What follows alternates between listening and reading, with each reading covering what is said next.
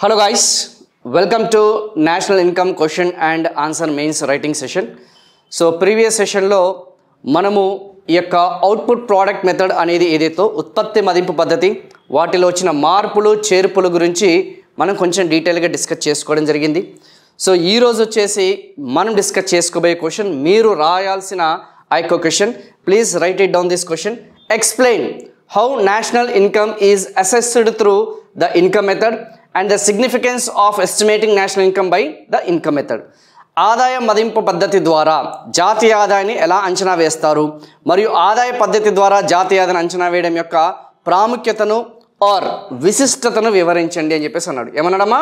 ప్రాముఖ్యతను ఆర్ విశిష్టతను వివరించండి అని చెప్పేసి చాలా క్లియర్గా మెన్షన్ చేయడం జరిగింది. వివరించండి అని చెప్పేసి అంటే దాని గురించి ఇన్ డీటెయిల్డ్గా డిస్కస్ చేయండి అని చెప్పేసి చెప్పకనే మనకి చెప్పడం జరుగుతుంది.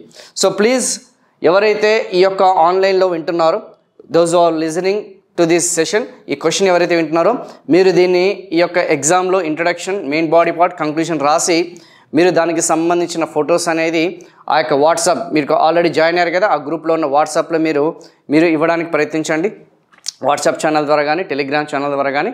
So I will be correcting this model question and డెఫినెట్గా దానికి సంబంధించిన ఫుల్ ఫ్లెడ్జ్డ్ మోడల్ ఆన్సర్ అనేది కూడా మనం డిస్కస్ చేసుకోవడం జరుగుతుంది. ఓకేనా? సో ఈ సెషన్లో నేను డిస్కస్ చేస్తాను. బట్ ఇక్కడితోని ఈ యొక్క ఎండ్ చేసి ఈ యొక్క క్వశ్చన్కి సంబంధించింది ఏదైతే ఎండ్ చేసి now we're going to discuss in detail about this question. Okay? So ఎవరైతే ఆన్లైన్లో వింటున్నారో మీరు దీనికి సంబంధించిన ఆ యొక్క క్వశ్చన్ అనేది మీరు రాసి పంపించగలరు. Thank you so much.